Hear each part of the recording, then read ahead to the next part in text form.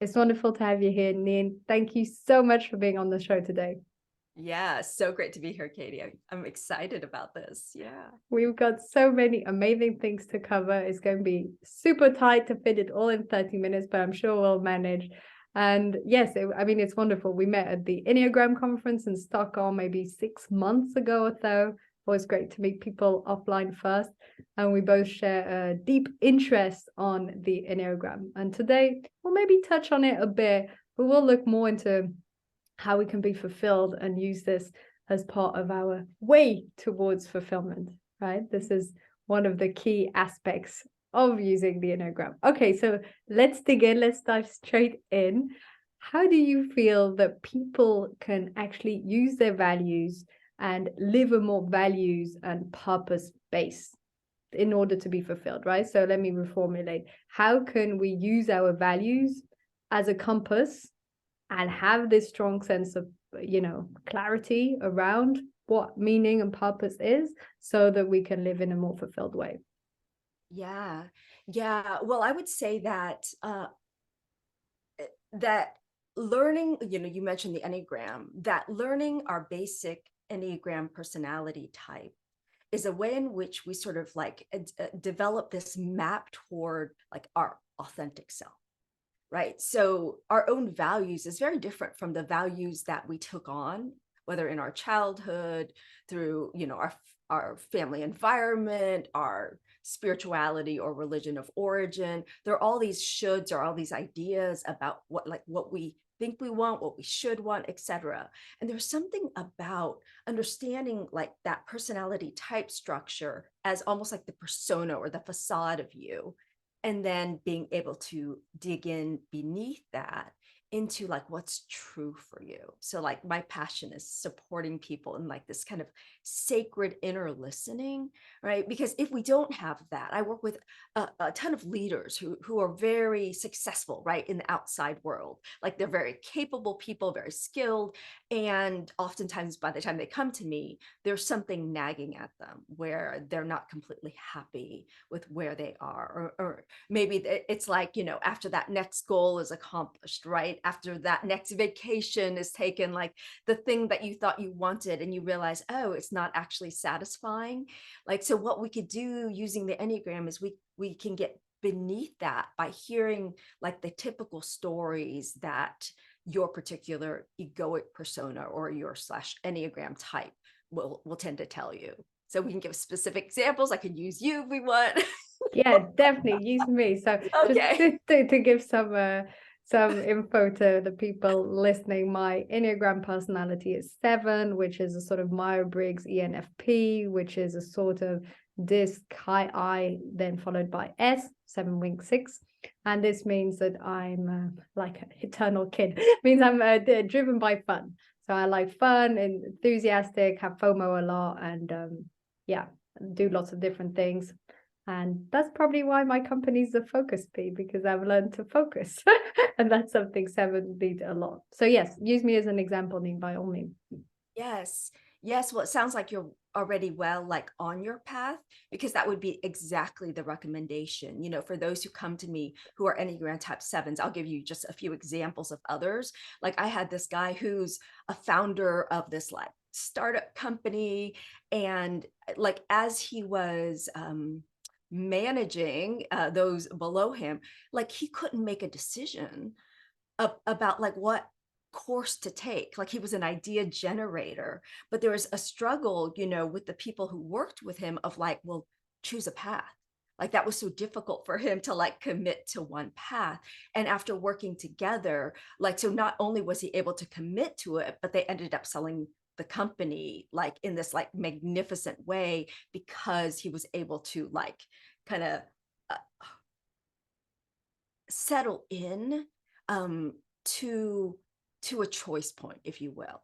And so understanding that the 7's basic structure is about like escaping from pain and escaping from limitation through maintaining sort of endless choices and options and ideas, right? And so that if one might not work, you can jump to the other. It's a lot of nodding here, and so there's a gift in that, right? Because sevens have this agility of mind, this ability to see things that most of us can't see, like just in their own head sitting there, right? You have all these options already generated, but the idea is that sevens have a fear around committing to one. And so understanding that underlying thing allows a seven to be like, oh, if I'm willing to be with the strain and the pain of feeling limited, what I find is that by staying, by grounding, by committing, there's a richness, there's an inner adventure, there's space for something that wouldn't have unfolded had I not stayed. Right here. So that's an understanding of how fulfillment can happen, like in sevenness. Yeah. That's a really good example. And I can definitely see that. I mean, in me, obviously, everything you said, but I can see that with relationships and with a place, that commitment leads to that depth. And where I struggle most is still in business. I still like to do a lot of things, but I don't want it to be focused primarily on me. Let's not turn it into Enneagram coach. But what I want to look at more is how this is a good example, and these are the sort of things I still need to work on. But what I'd love to know is, okay, how through the Enneagram or through understanding our personality in general can we get to that place of fulfillment? So this was using seven as an example, but in general, what do you feel is like the barrier that we need to go through? Like in the case of seven, it was commitment, for instance, as an example, or focus. But in general, what do you feel are the sort of barriers we need to go through to get to this place of fulfillment? Mm-hmm. Yeah, well, I think the general idea is that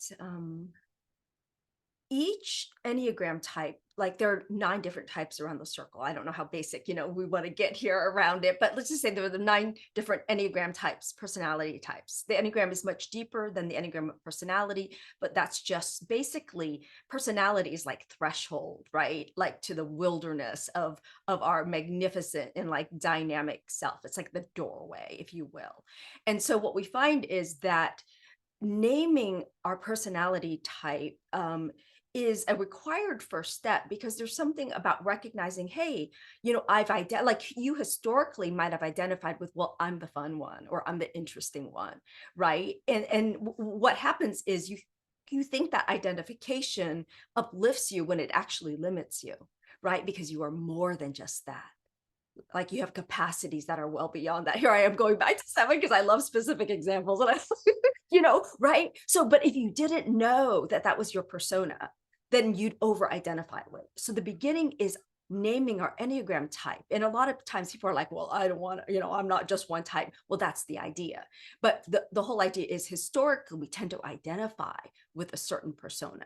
And the Enneagram names the one that you identify with unconsciously or consciously. And so by doing so, the idea is that like the Enneagram doesn't put you in a box, right? It helps you see the box you're already in, and therefore helps you to transcend it. And so that transcendence is about like, whoa, there's this whole field of like me, of who I am, my wholeness, that wasn't even available. For instance, I'll use myself as an example now. I identify as type 3, which is often seen in leaders, in the world, because like 3s are the achievers, the performers of the Enneagram, right? There's something about like, I am what I do, that is like the essence of being. Well, what happens is if my identity or my worth is about what I do, then my life is like an endless to-do list, right? 3s are notorious for moving the goalpost back. As soon as you've achieved a goal, like you move it back. And it's like there's never satisfaction and never a sense of well-being in that. And so this notion of like, I am not just what I do, right? That my wholeness and my worth is like bigger than that. Like that's the beginning of the journey. But you first have to name that was your fallacy in the first place, right? That was your limiting belief in the first place. That's what the Enneagram helps us to do. And it helps us like to do that in like 9 different ways, right? Again, these are just snapshots of like what that might look like. But by understanding that, then what I come to recognize is, oh, wow, I live very differently, or I should say, I lived very differently when I thought that my worth, like my value to you, was earned continually. That means that in every moment, there's a sense of hustle, right? There isn't a sense of peace. There isn't a sense of well-being. And also, that kind of mentality creates competitiveness rather than collaboration. And I remember most of my life, I felt extremely lonely, and I couldn't understand why. Like people could just feel it in me. Like, I'm not here to connect with you. Like, I'm here to win.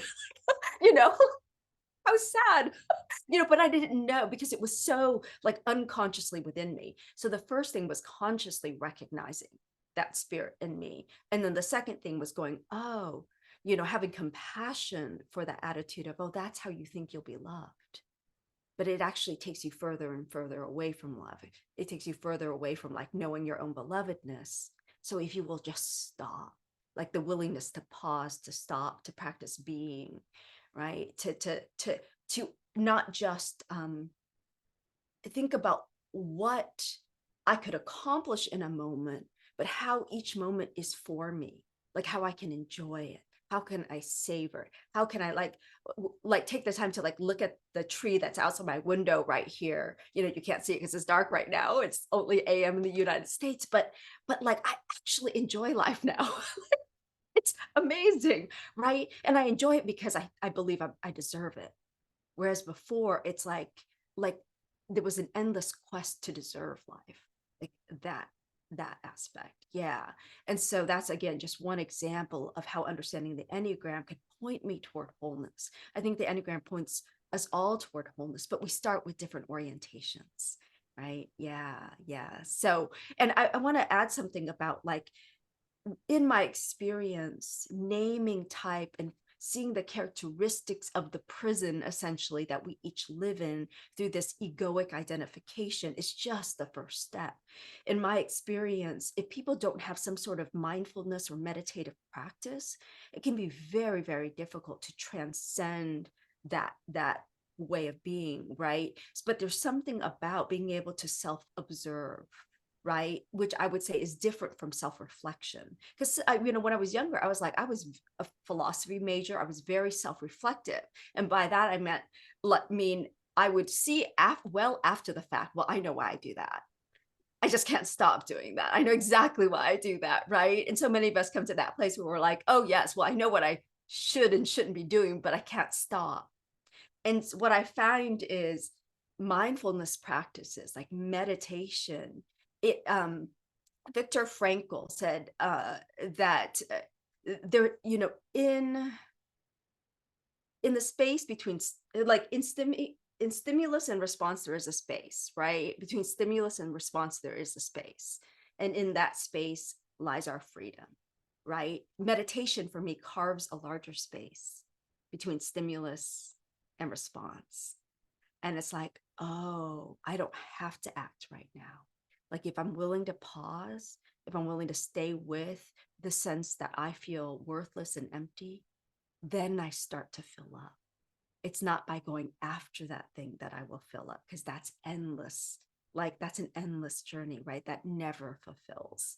And so that ability to stay, to be like that's through like the practice of meditation and mindfulness, which is part of like the core of what I teach everybody I work with. I work with communities, I work with organizations, I work with individuals, I work with couples and families. And in the end, like, if you don't have that capacity to like be with in the moment, right? Like, be with yourself, like, it's very hard to transcend that self, right? So yeah. I definitely feel that a lot of people can identify with that sort of hyperachiever, goal-oriented, achievement-oriented perspective, even if they aren't type 3, because there are a lot of people who are driven by these achievements. I know I recognize myself a lot in what you just said. I have a lot of 3 energy. A lot of people think I'm a 3. But it's also because as a type 7, I have this both with achievements at work, you know, the never enough, the further the goalpost, that once you arrive, they get next one. But I also have it with fun. So I have it with the hobbies and the social life. So it's like a double combo. So one of the things I had to learn most, very similar to what you shared, be grateful for what you have, enjoy in the moment, show that gratitude, be present, and calm down, right? Relax. Not always this sort of constant chase for more achievement, more things, more hobbies, more. Yes. So I think that was one of the things I know I worked a lot with my coach. I remember almost being in tears and saying, but it's just never enough. I was just thinking enough in terms of time, enough in terms of goals, enough in terms of hobbies. And it's just a sort of greed for more things and stimulation. But that comes exactly as you shared from this avoidance, right? Especially in type 7, avoidance of the pain. But most people also avoid. There's always something that they're uncomfortable with, that they're not facing. Maybe they're not aligned in their career and they'll just sort of avoid. And also loved what you said about Viktor Frankl and that space, because it's exactly what I say about meditation. I always say, you know, between what happens, that stimuli, and the response, there's that gap. And when you meditate, you strengthen it. And that's when you're particularly impulsive, as I used to be, and many people are, and you snap quickly or you end up doing something fast. You need this gap to change that response. You need this gap to not snap or not act in a rush or not be impulsive. And that is really the best way to train it, as meditation. Of course, there are other ways, but I really feel that's the core. So love that. And so nice to hear someone else say it and explain it so well. Then I could just be, when I'm explaining it to someone next time, I'll be like, wait a minute, open up the interview, just show people, and then you did it beautifully. So thank you. And it's so nice to hear that we're aligned on this. Okay, so coming back to transcending our personality and fulfillment. I love this theme of fulfillment. Someone asked me this morning, what's my mission? You know, what's my goal? What's my vision? What's my mission? I just said, typical 7. I just said, I want people to be happy. But what I really mean is I want them to be fulfilled. And obviously not in an instant gratification type of way, but in a deeply fulfilled, living meaningful, purposeful, intentional lives, without the overwhelm, without the clutter, and finding that peace of mind, alignment, and deep, you know, spiritual and intellectual and mental growth that they need for that sense of fulfillment. So love the theme of fulfillment.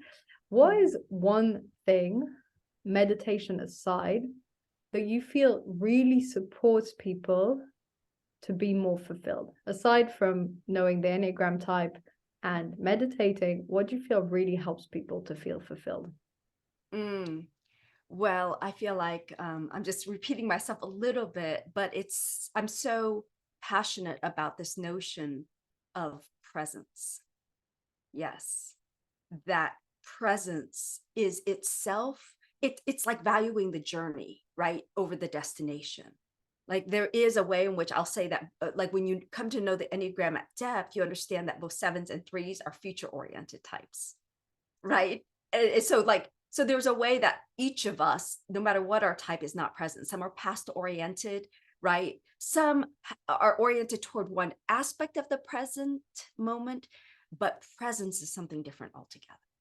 And it's the capacity to be like here, to embrace like the joy and blessing of our sheer aliveness, right? Like our being, like that to me is when people find fulfillment, right? It's only in the present moment, because we're only ever in the present moment, right? Like we're like, so as soon as we're in the future, right, that's the present moment. But like if our radar, and the Enneagram teaches us what our respective radars are for the future, are for the past, are for what's wrong. For type 1s, it's like what's wrong in the present rather than the fullness of the present. Like we're not present, like in that like capital P presence way that allows us to savor. And I'll even give the 7 as an example, you know. So when you come to learn the Enneagram, you come to understand that each of the numbers or each of the types has like a default addictive emotional habit, if you will.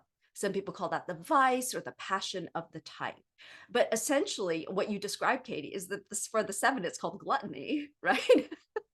And gluttony is like a little bit of this, a little bit of that, like it's never enough, right? It's like, and it's jumping around. It's not like all of one thing. It's like, oh, for fear of missing out, it's a little bit of everything. And so that energy, again, there's a blessing to that because you have agility, right? But what happens is it becomes fixated and you can't stop when you want to. So what about when you grab a little bit of something and it's amazing, right? The 7's like, but what about that next thing? That's the fixated 7. And the 7 that becomes like, that acquires the virtue of the 7, which is called sobriety, right? Which is like there's just this like enoughness of the moment that's like, oh, I can savor the joy of this juicy good thing, right? Without starting to already think about the next thing. 7s are notorious for being on a vacation and planning the next one in their own heads, right? And it's sort of like, it's like, stop already. Like, you say you want joy, but I don't believe you because joy is here. And where are you? You know, joy is here. And where are you? So that's just an example of like, so there's a degree of presence. So every type, one can say that each of the personality types is one way we are occluded from pure presence. And so each type has a different way that happens. I briefly mentioned the type 1. There's something about, there's always something wrong with what's here, right? And so there isn't like a gratitude for the isness and an acceptance of the isness of being of this moment. There's always something to correct or fix, you know, but it's like, again, it's endless. Right. And so, you know, A Course in Miracles, which is this wisdom path that I love, says the ego's mantra is seek, but do not find. And so understanding your Enneagram type is about understanding the way that your ego seeks and never finds, because it's looking in the wrong direction, whether it's looking for more fun, looking for more achievement, looking to perfect everything. Like, you will not be happy, the ego says, until that's acquired. But it's set up to be an endless search, right? When instead it's like, drop in and down into your being. Yeah. So that's the path I teach people. So again, it's not about not striving. It's not about not having joy. It's about having the capacity to experience and savor the joy that you've created, the achievement that you've made, the perfection that you've cultivated, right? Yeah. It's exactly that, right? The ego is striving, as you said, either for fun as the 7 or achievement at the 3 or whatever it is, and never satisfied. My whole never enoughness, that's a lot better now. It happens from time to time. Of course, our personalities come back up, of course.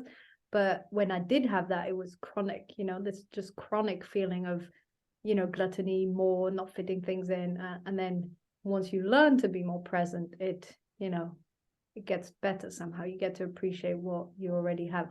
I'd love it if you briefly said a word for each one, because now I'm thinking people listening will be like, okay, we get the 7, and they'll be like, okay, now we'll be 1 and 3, and they'll be like, but I'm neither of these. So we're not going to cover all the personalities in depth, but it would be nice, maybe just the vice or that passion for each personality, because I think people will already see if they're a scattered 7 with gluttony and want to do everything, or an achievement 3, or perfectionism 1. But it would be nice to briefly do all of them. So maybe if you could just a couple of sentences for each one. I think people listening, otherwise I'll be like, no, I want to know mine.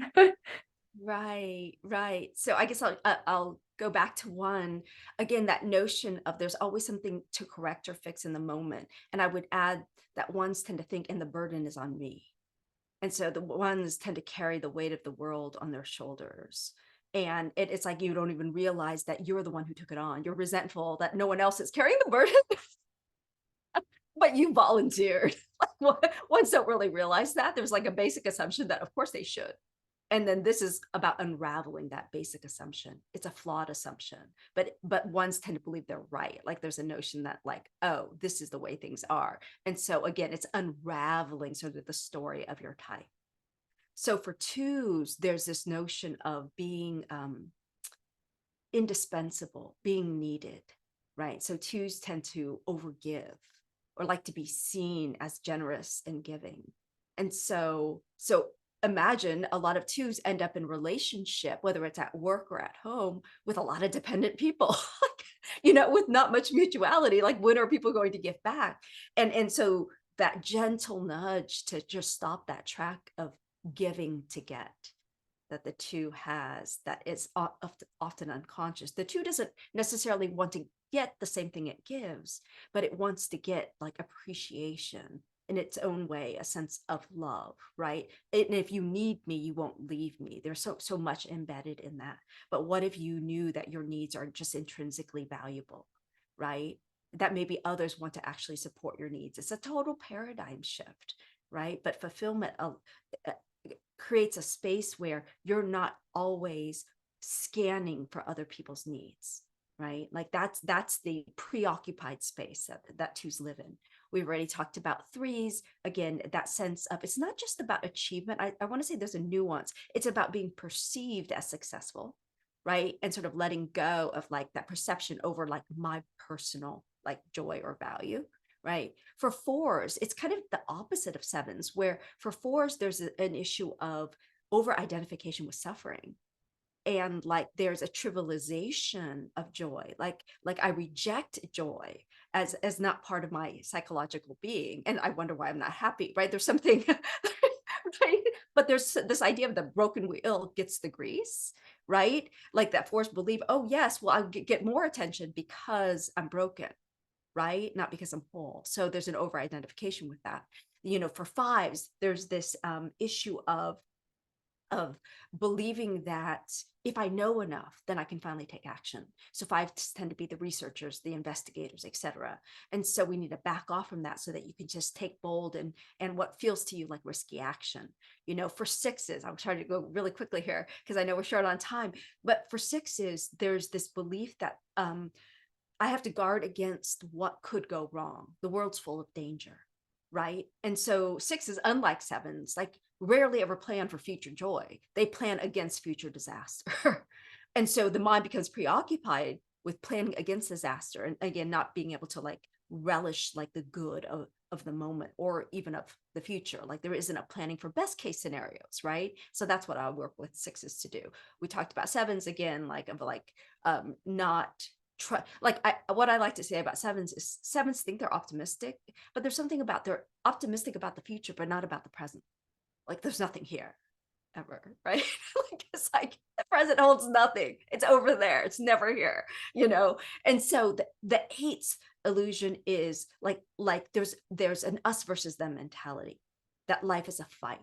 So with eights, like that, like if you get up, remember not to put on that armor. Like you don't even realize you're putting on armor to go into that meeting. And how is you putting on armor going to affect how you show up at that meeting? It's kind of like that energy of like againstness, right? For nines, like there's this basic like desire to remain peaceful via being undisturbed. And so there's this piece where if there's conflict, I simply like avoid it.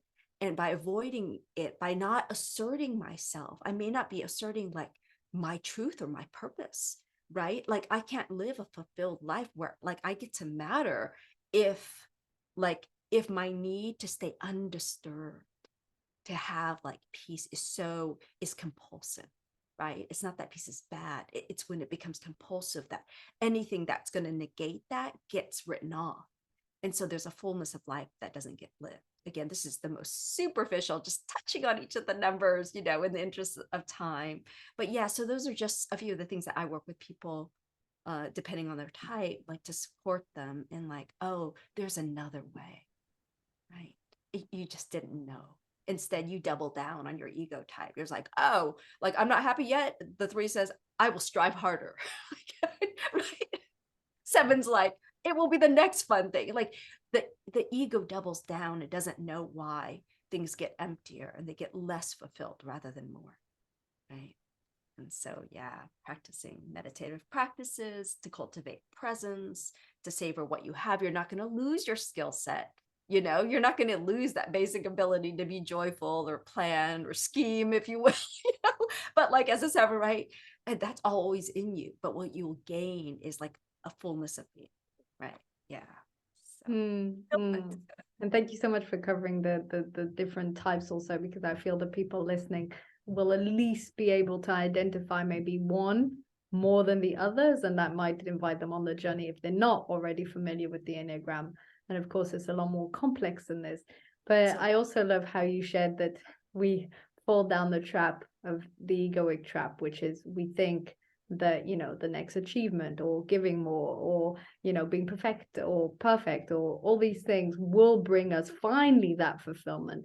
And it's such a trap. And I feel that if we don't know the Enneagram, I mean, there's other ways to discover these things through, you know, spiritual work and meditation and being more grounded. And there are other ways to see this. But I think Enneagram is just, like you said, such a shortcut, because you instantly see, this is what I'm doing all the time. This is what I feel will bring me joy. It's not working. Now what? And that's when you go down the, okay, well, let me be more, you know, grounded. Let me be more present. Let me appreciate what I have now.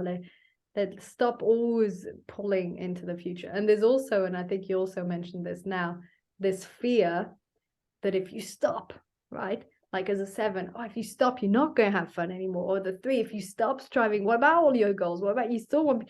But it's not true. When you are more present, you can still work on your goals. You can still have fun activities in a social life, and you'll appreciate them more, as you shared at the beginning, because you're present. And I think this is a huge learning curve for a lot of people. They think, oh, if I just like relax and let go and just be present, then I'm just like going to lose all my goals and not be fulfilled. But it's I not totally like thought that. I was. Everyone thinks that at the beginning. I was like, what if I do nothing? What if I like, just said never? Yes. Yes. Well, I do have to say, like, a basic framework. So if you Google the Enneagram, you'll see that it's a circle with 9 dots around it, right? But the circle for me represents our wholeness.